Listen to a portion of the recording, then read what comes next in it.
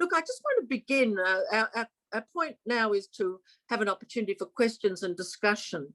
And I just want to follow up with Robert on one matter, if I may. You mentioned coalitions and partnerships, because I'm very aware there may be some family members here today or direct service providers who haven't been involved in, may not have been involved in campaigns to achieve results. They may feel a little overwhelmed by the scale of the challenge, even after that wonderful example from Scotland. So can you give us perhaps an example or two of where partnerships and coalitions have been formed and what benefits that brings to the parties, and how does it help them to achieve the result? And just before you answer, I'll invite in Lewis Kaplan, the CEO of Huntington's New South Wales ACT, who's been running this all from behind the scenes, and he's joining us now as well to be part of this conversation. But could you kick it off, please, Robert? Look, the reality is this: you have to gain influence with politicians and bureaucrats to achieve reform in the areas you're talking about. And you are competing against a multitude of other interests and issues. So when you're in the circumstances of actually having a disease such as Huntington's or supporting somebody that has it, it consumes you. It's top of mind. You understand it and you live with it. But to the bureaucrat or politician, they very rarely hear of the condition. They don't understand it. So one of the ways it's very important is to say this is actually matters. And part of that is to actually, I say, puff it up. You've got to bring with you other people that will support you in this endeavour. And politicians start to notice. If you walk into a room and there's a coalition of people, if there's a letter writing campaign, a Facebook campaign, and there's a lot of other organisations involved, or there's a lot of prominent people, they start to take notice. And so in a sense, the coalitions are very important for a whole range of reasons. That is the design of the reforms and what have you. But they're very important to actually give that influence to get the attention of those that need to be responded to. And it's a very human condition. In the midst of ever increasing numbers of issues, why does your issue get prominence? And it's not going to be because it's such a serious issue. That's just not going to do it. What's going to do it is that suddenly there's a coalition, an alliance of groups of people who think this issue is very, very important. And the examples are multitudinal. I mean, the very big ones, paid parental leave, has taken 30 years to exist. Now, I was the chair of that inquiry, and it's up and it's running and it's doing what we thought it would do. But again, a massive coalition behind what was a self-evidently good policy, but took so long. The NDIS is the extreme example, but even the things that Lincoln was talking about, the very practical things of what sort of residential care you need, whether or not the aged care system should change or the NDIS, those smaller but very significant issues, they still require the same sorts of techniques. So I'm a great believer in it. But again, the point that I make is people with Huntington's, their carers, their supporters, are going to have to make that brave step. Are they going to be prepared to work with others and to go public with it? And that's not an easy call. But if you don't, the chances of success reduce substantially. Look, thank you, Robert. And I'd like to ask Lewis Kaplan to come in. And I just would also ask my panel members to have a look at the Q&A, because I can no longer access that while I'm on my telephone. But I'd like to come to Lewis, if I may, and get the conversation to focus in specifically on this issue of whether accommodation in aged care is something that we can continue to accept for people living with Huntington's who need full-time care, or whether advocacy is required to change that particular issue. Lewis, CEO of Huntington's New South Wales ACT, your thoughts there? Thank you, Julie. We're at a crucial time, as Robert said, because the Royal Commission into Aged Care has released its report, and one of its key recommendations was that younger people, that people under 65, should not be living in residential aged care. And the Commonwealth Government has committed to delivering against that recommendation. They now have a younger persons in residential aged care strategy. And there's some funding around to help people under 65 move from aged care into disability accommodation. We as an association are very keen to help to make that happen. And we're many members wouldn't know this, but we're behind the scenes just gearing up to launch into our community a request for people to participate in an advocacy campaign. And as Robert says, engaging with your local member, writing to ministers, writing to shadow ministers, arguing for some specific funding in addition to the general funding that's available to help build a community of care providers in the disability space who can provide good quality Huntington's care. Now, models like the Sister Maria Cunningham Centre in Sydney, Brightwater in Western Australia, Uniting Care in Melbourne are the only 3 Huntington-specific residential facilities in the whole country. I think Lincoln's model of a centre, ideally in each capital city, with regional centres that are connected to that centre of excellence, should be developed.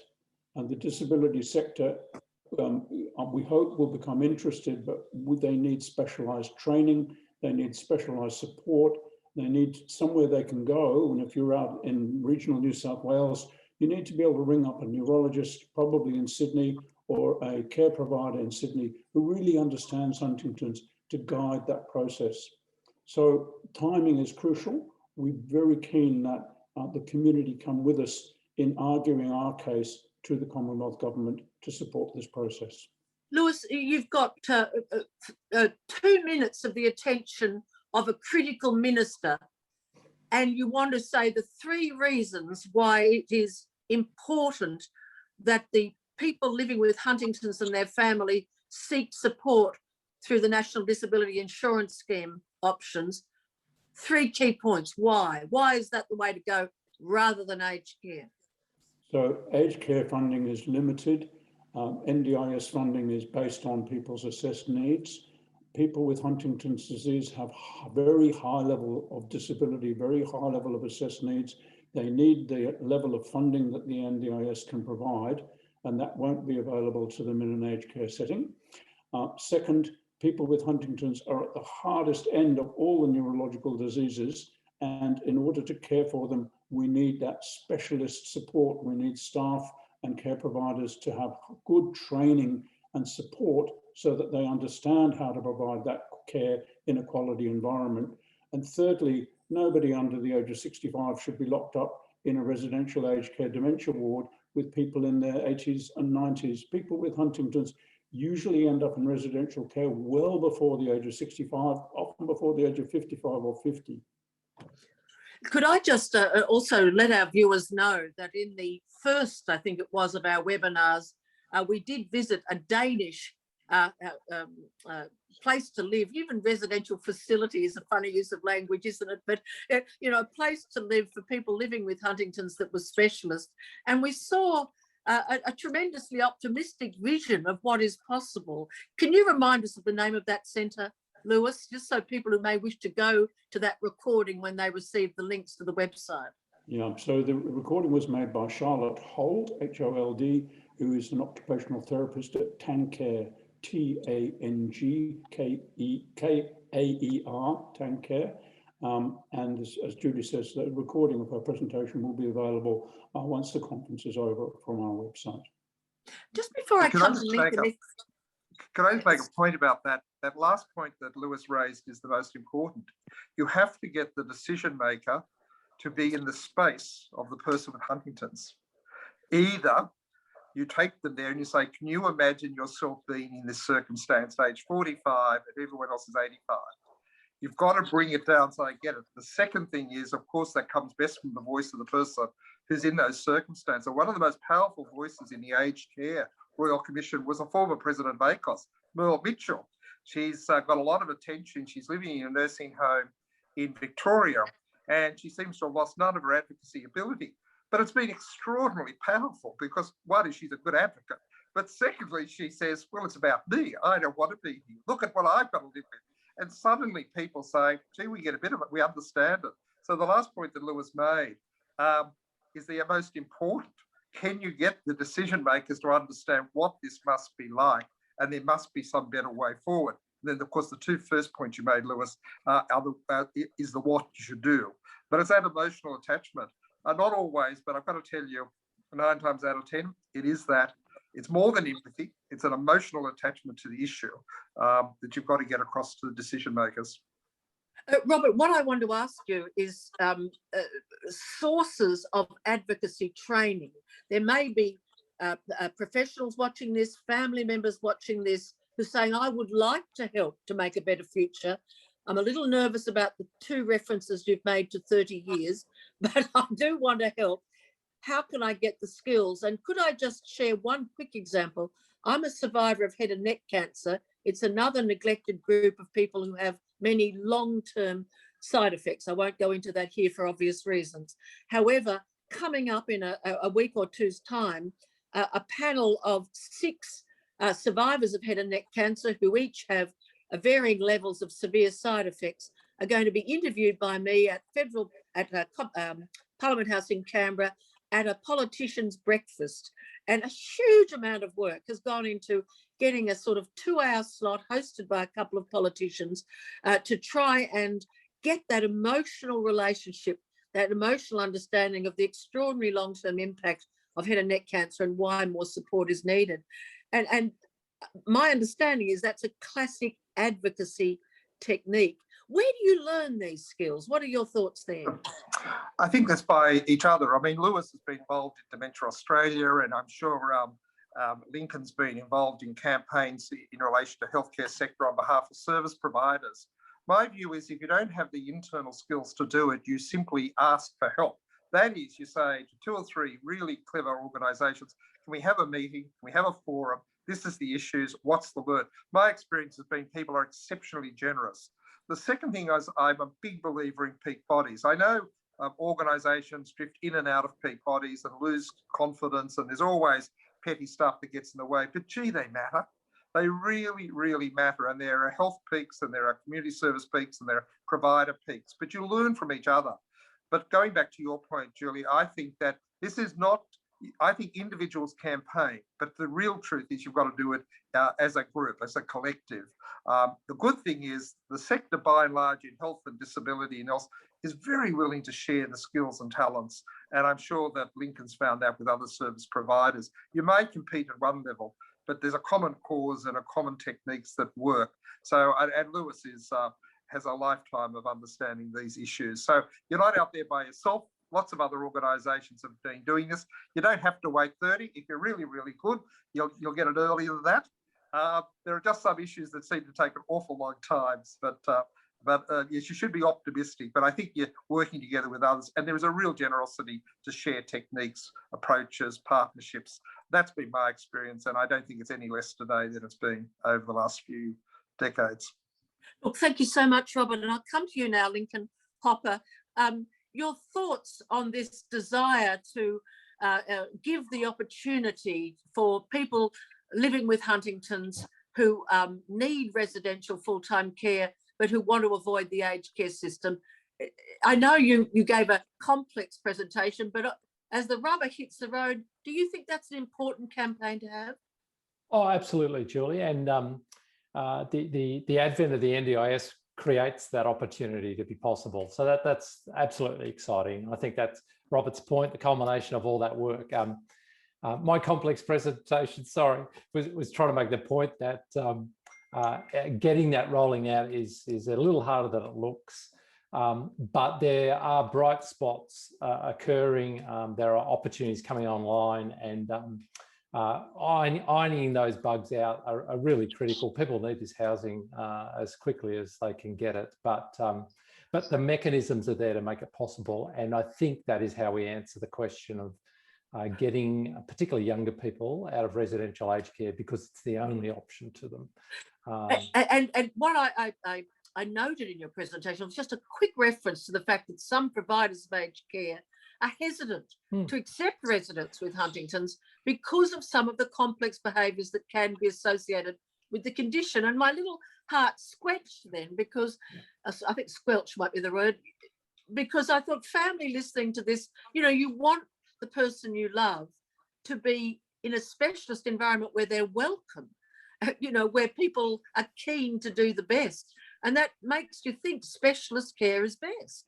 Yeah, agreed, Julie. And that's why the end solution of a bespoke, appropriate environment for a person with Huntington's that really recognises their disease, where they're at and where they're going is so critical. But you're right, it's abhorrent to think that there are providers who see this as a too hard thing to do. It's just wrong on every level, but it is one more of those challenges that's out there. Yeah.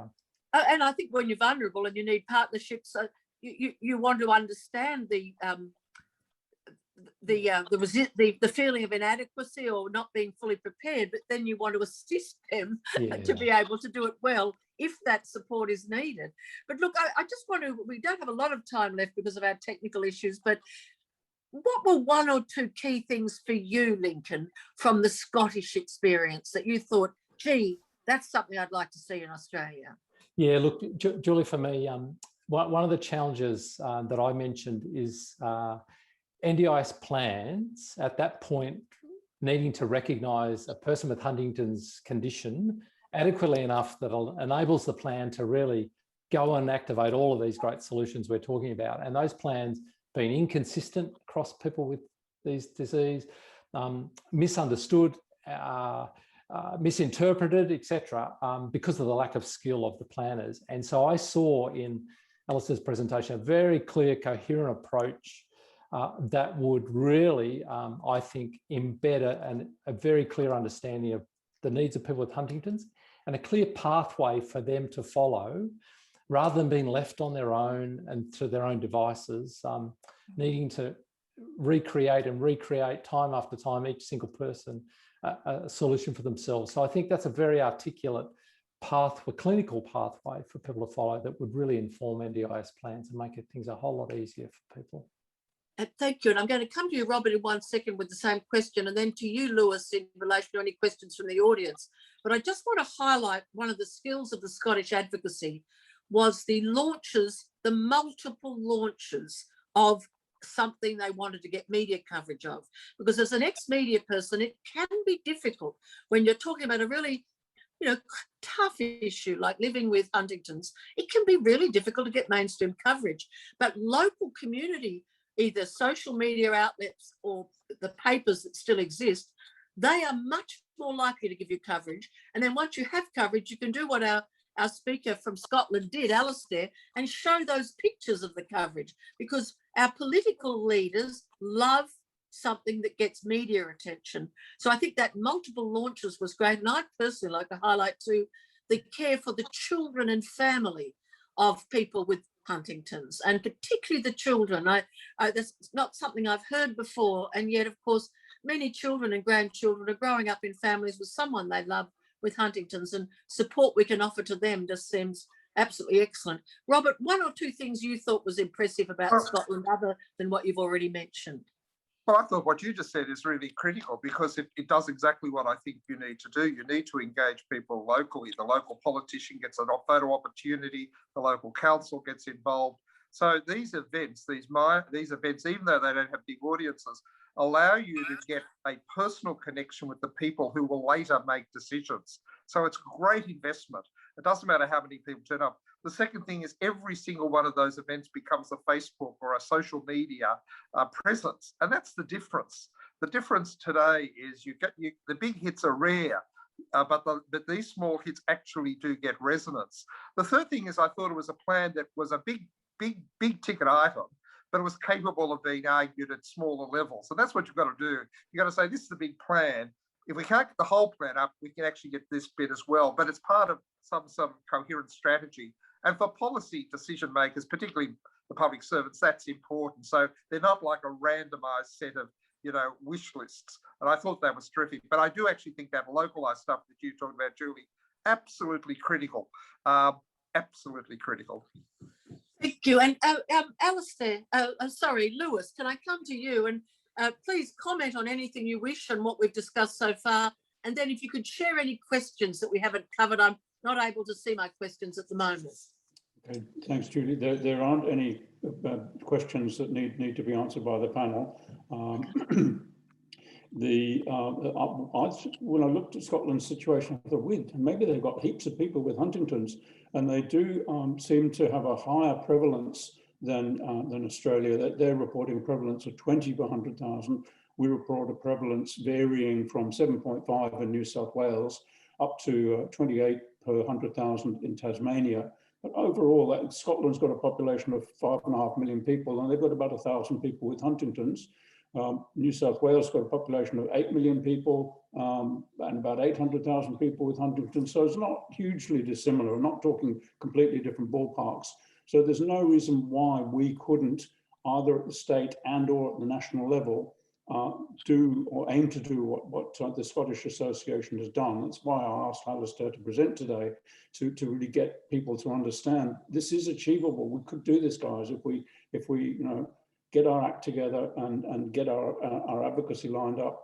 Just in terms of the younger people in residential aged care, I've been selectively talking to senior bureaucrats, just quietly off the record, informal conversations, no names, but getting them across the idea that this is an important issue, so that when we do go to the minister and the shadows and various other people, the first thing the minister is going to do is go to the department and say, give me some advice about this. And if the bureaucrats are already across the idea and they've seen the draft proposal and they yeah, this makes sense, they can go back to the minister and say, Minister, this is a very good idea, you should definitely support it. You know, it won't be very courageous to do this. We think it's a good idea. But we've said, for example, we know there's about 150 people under the age of 65 with Huntington's disease in nursing homes.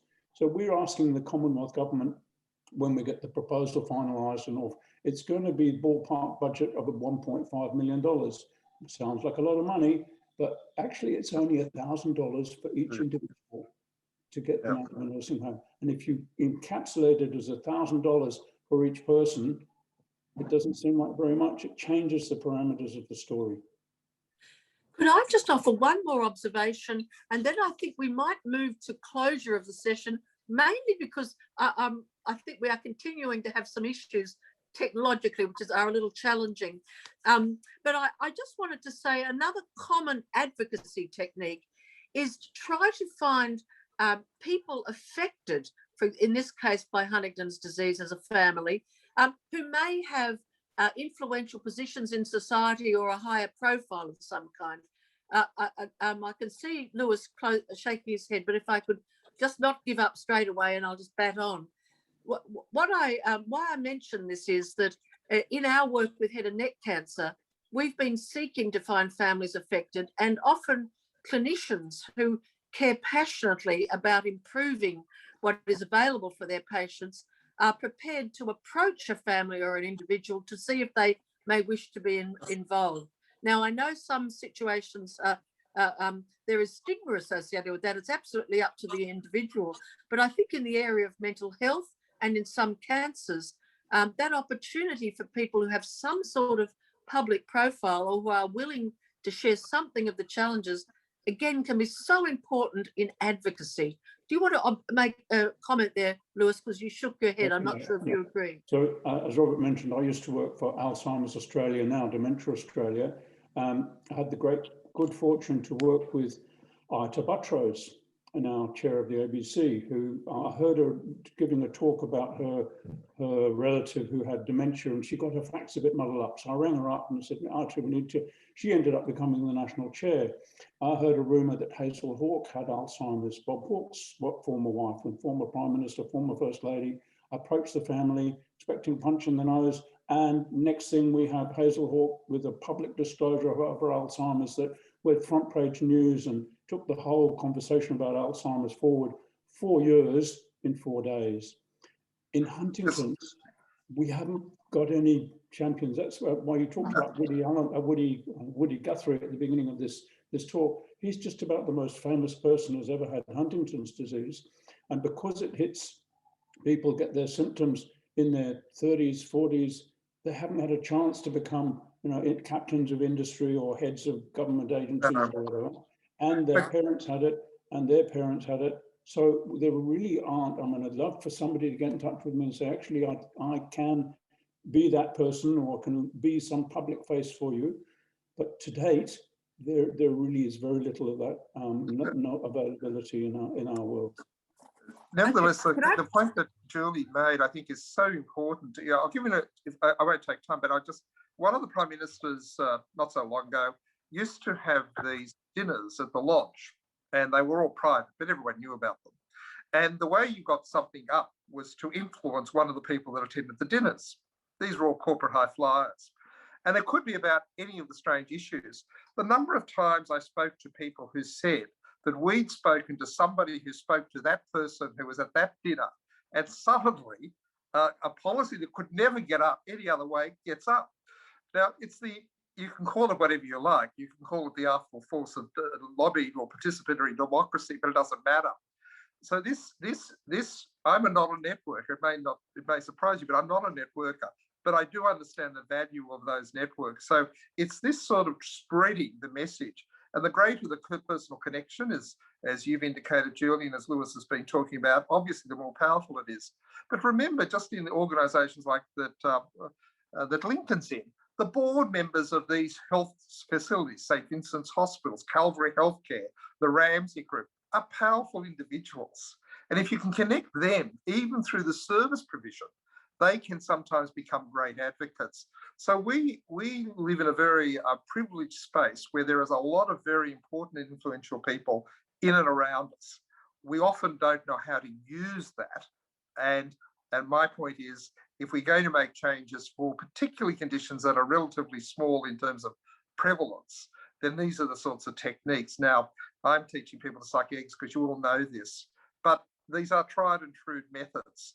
The front door for policy is not there. It's many doors coming from many different sources over many influences, and you just never know which one is just going to land that magic moment. All I know is it does happen. Look, thank you, Robert. And Link, would you like to make a brief final comment before I bring our gathering to a conclusion? Have we still got our... I was just trying to answer a question on the Q&A. Apologies, got caught there. Someone asked me a question, so I was just responding. But no, thank you. Other than just to continue to be optimistic about the opportunities, particularly as we look at this real challenge of younger people living in residential aged care and finding them better solutions.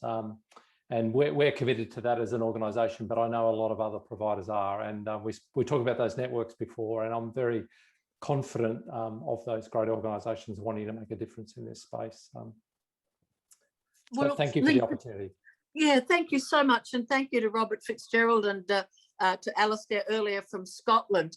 And I also want to thank the sponsor, Roche, and the Australian government for their support for this initiative, and also Novacor, the company that make these specialist beds and chairs for people living with Huntington's. And for people watching, I just want to share something that means a lot to me when we're engaging in campaigns, which can seem to take a lot of time and yet are so rich in absolute need and justice, that miraculous changes happen apparently overnight, but they're based on days, weeks and months of longing for something better. And I can say in my own lifetime, I've seen amazing policy shifts occur, just suddenly bang, and it changes. And it's the result of all the sort of work that we've heard described so well on this webinar, and also from that marvellous presentation from Scotland. I think we're all Scottish today. Look, just a reminder that our final webinar in this series for this Huntington's National Conference is on Tuesday, the 4th of June at 2 p.m. Australian Eastern Standard Time. And look, Lewis and I are going to go to astonishing lengths not to have technical difficulties. Julie, Tuesday, the 1st of June. Did I say that? You said 4th yes. of June, I thought. Yeah, yes. That's right. Is it Tuesday, the 1st of June? Yes, thank you. Tuesday coming, just very soon. And so it's Tuesday coming, the 1st of June at 2 p.m. Australian Eastern Standard Time. And nice to see you there, Lewis. See you. Bye-bye to you and bye-bye to everyone. Thank you very much for joining us. And the link to this will be sent to you. All our webinars will be available on the Huntington's New South Wales ACT website in a week's time. Thank you.